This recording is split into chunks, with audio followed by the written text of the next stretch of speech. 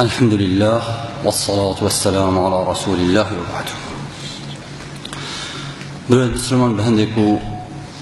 ظاهرا مولده وکان مولد خوبه که دیار دکش بیشتره هی من پیزانی ان شاء الله بخوب بدا هندک شر بیرا خوبینی بس بارد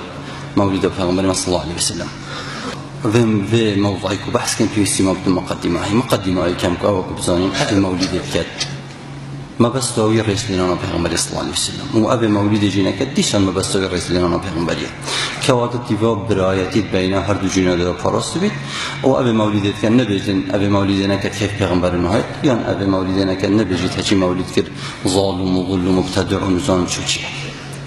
برایتی پاراست بید مقدمه دویه چیه اوکو و مثلا مسائل مجامله نینا مسائل شرعیه مسائل شرعی حکم شرعی بید حکم شرعی دیو بیت بحث کردن دیو بسلمان به مسئله بین آگادار کردن که مسئله کردشتو بو به هندجیم هم دی چهارتش دا کنیا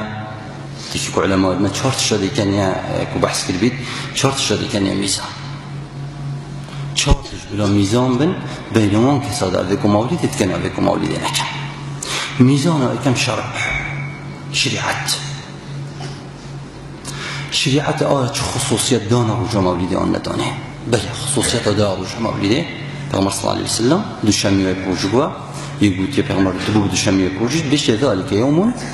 ولدت فيه كوادا رجا مولید رجاك احتياطية وإنما سنة إنسان أسبوعيا دوشنبه پروژبیتن با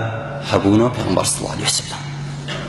اگر کسی بید مادام توید از سالانه جبه احتفال کم ده قیاس سکم دبینیه بسیار کده او بید اف قیاسه صحابانه کلیه تابعیانه کلیه ائمه اسلام دکی شافعی و اوزاعی و لیث و ابو حنیفه و مالکی کس نکلیه اوانه کس نکلیه بسیار اگر خود که کات عالم تری قیاس کیانه و عالم ترن و بین خود خودش جاب ده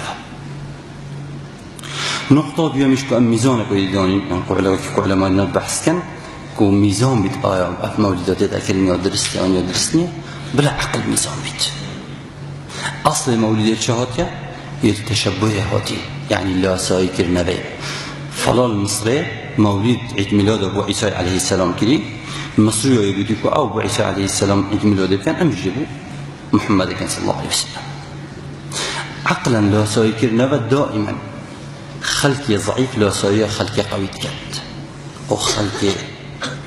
كم لا سايا خلقي برست بسيار هذا الخط كان ما قبوله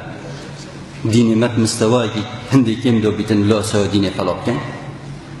بين خوب خود بسیاری که خوش جواب داره نقطه سيجي كوب كان يميزان بلا سوز وعاطفة الميزان من المسألة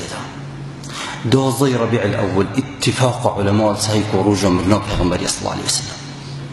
اتفاق علماء هاي هندي الهابونه اتفاقني اختلاف هاي كركش وجدوا بس مرني ده ضي ربيع الأول اتفاقا بسیار خوب کن آیا روزا پیغمبر تدامری حق ام شربت بقلا و توزیح کن عاطفه دیال پیغمبر و صدق دیال پیغمبر صلی الله علیه وسلم